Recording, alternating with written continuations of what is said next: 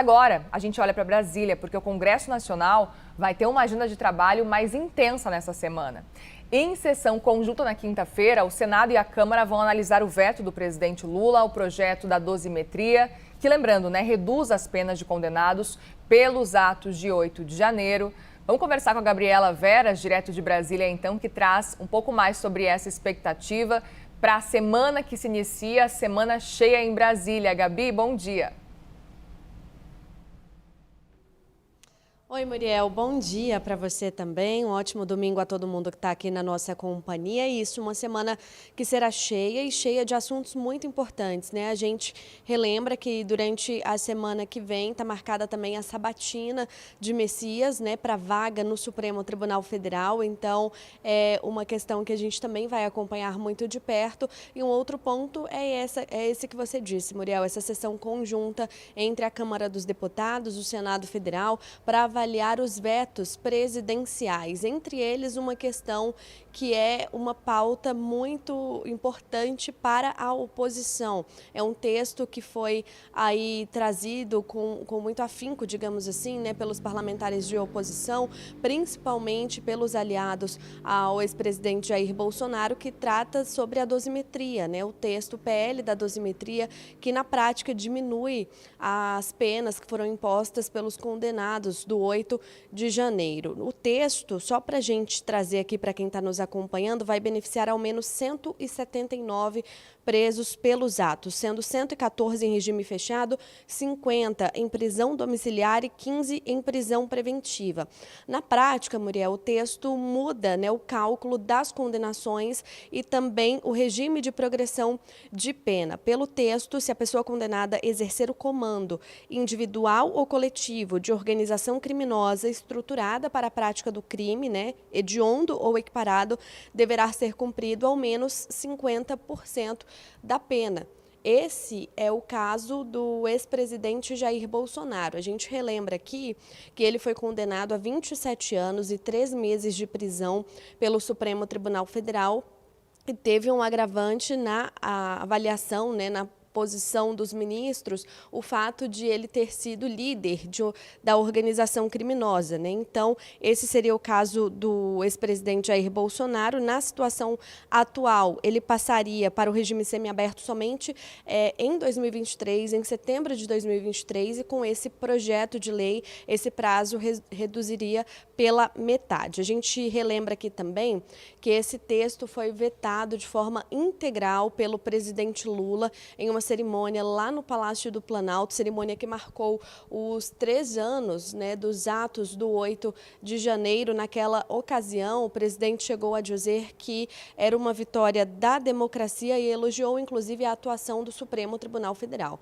Para que o veto seja, de fato, derrubado, é necessário maioria absoluta, né, dos votos de deputados e senadores. Na Câmara dos Deputados, 257 votos mínimos necessários e no Senado Federal, 41 votos. Volto com você. Gabi Veras, obrigada, viu, pelas informações. E quem está com a gente também aqui neste domingo pela manhã é Jussara Soares, que vem nos contar um pouco mais sobre a expectativa para essas duas votações nesta semana que se inicia. A dosimetria, que é de interesse da oposição, enquanto governistas aí atuam pela aprovação do Jorge Messias para o STF lá no dia 29 de abril. Bem-vinda, bom dia. Oi, Muriel, bom dia para você e a todos. Muriel, uma semana de muita expectativa e de interesse para a oposição e para o governo. A gente lembra que essas duas agendas foram marcadas no mesmo dia pelo presidente do Congresso e do Senado, Davi Alcolumbre, no dia 9 de abril. Ele marcou a dosimetria num acordo ali com a oposição, que garantiu a Davi Alcolumbre que se ele pautasse essa dosimetria numa sessão de pauta única, ou seja, só vão analisar o veto à dosimetria, que permite essa redução de penas aos condenados pela trama golpista e pelo 8 de janeiro, eles não apresentariam, não faria nenhuma pressão para, por exemplo, forçar a instalação de uma CPI para o Banco Master, do caso do Banco Master. Então, é por isso que eles conseguiram marcar a dosimetria. A oposição está com uma expectativa de conseguir derrubar esse veto do presidente Lula à dosimetria com mais de 300 votos na Câmara e um pouco mais, inclusive, de 50 votos no Senado. A expectativa da oposição dizendo, olha, é certo que a dosimetria vai passar. E em ano eleitoral eles têm ainda mais expectativa, porque isso também, por uma parte ali da direita, de parlamentares ligados ao ex-presidente Jair Bolsonaro, isso também serve como uma campanha eleitoral, né, para uma bandeira da campanha eleitoral. Por outro lado, o governo está de olho justamente nesses últimos votos e ir atrás desses votos para garantir a aprovação do advogado-geral da União, Jorge Messias, ao Supremo Tribunal Federal.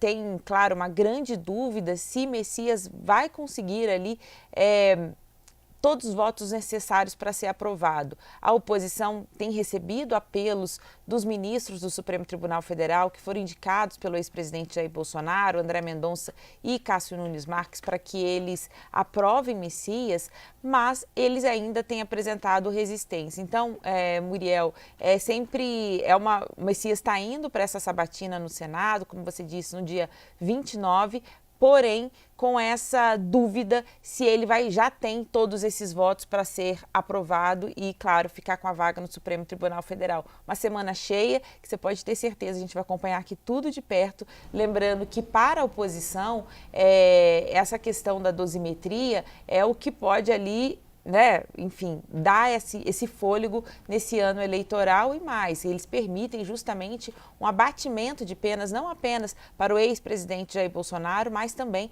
para aquelas pessoas que foram condenados no 8 de janeiro e aquelas pessoas condenadas na trama golpista, incluindo militares e outras pessoas que foram condenadas nesse julgamento do ano passado.